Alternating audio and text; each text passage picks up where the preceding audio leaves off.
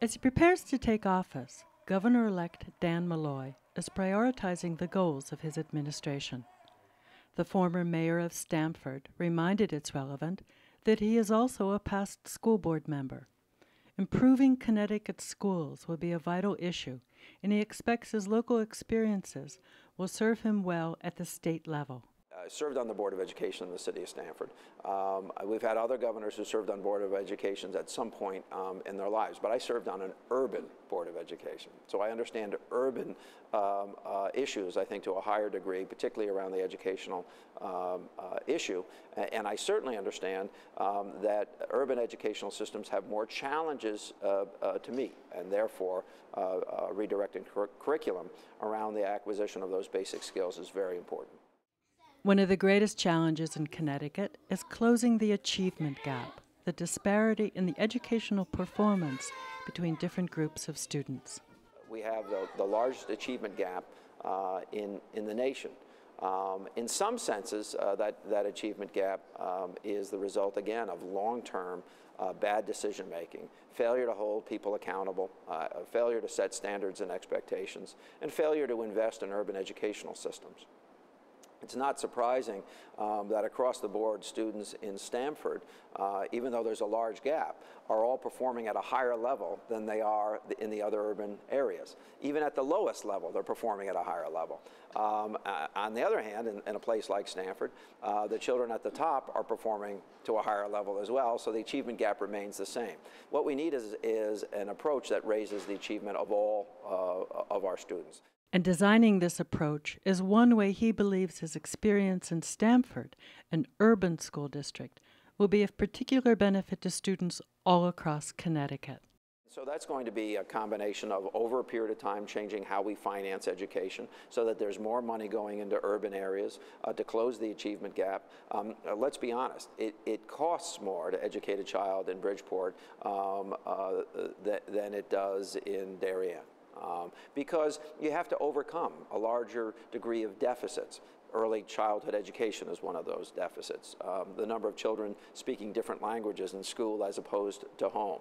The number of single-parent families. The number of children coming to school with some form of disability or learning difference. So we need to make wise investments in urban areas. But let's be very clear, we also have to set higher expectations for children's achievement. Malloy proposed solutions to these challenges, some that he helped implement here in Stamford. So that's my commitment to early childhood education actually comes out of my service on a state board that followed the Sheff versus O'Neill a landmark discrimination case that said that there were disparities between urban and non-urban areas, but didn't come up with a solution. Well, that commission came up with certain solutions, one of which is that early childhood education should be more broadly available. We did it in Stamford. Unfortunately, it wasn't done anywhere else, or wasn't done in significant percentage or numbers anywhere else. That's one of the things I want to see replicated. And we have to particularly concentrate right now on pre-K through third grade.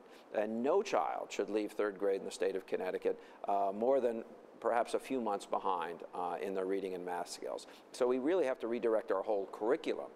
Some children do very well in kindergarten, first grade, second grade, devoting 50 minutes per day to reading skills.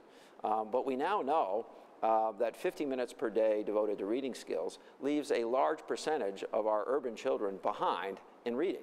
And yet we haven't changed the curriculum to double or triple or quadruple the amount of time spent on basic accumulation of reading and math skills. So one of the things that we're going to look at, and I'm going to try to drive, is this idea that you need to have different curriculums for different children, and that you particularly have to devote more time to the acquisition of reading and math skills through third grade, so that everybody goes into fourth grade when work gets particularly more complicated, so that everyone enters fourth grade at least meeting the minimum standards. And education does not just affect Connecticut students. Malloy included the quality of education and the effectiveness of our schools as critical issues when attracting and retaining business in the state as well. I mean, listen, there are lots of stakeholders, and some of those stakeholders are corporations who legitimately have a concern about a number of things. How much they are or not being taxed, the state of infrastructure that they rely on, and whether they're going to have the workforce, 5 years, 10 years, and 20 years from now that justifies their staying or expanding in the state of Connecticut. Well, on that latter point, the corporations and every stakeholder is invited to have input on what we need to do to improve education in Connecticut.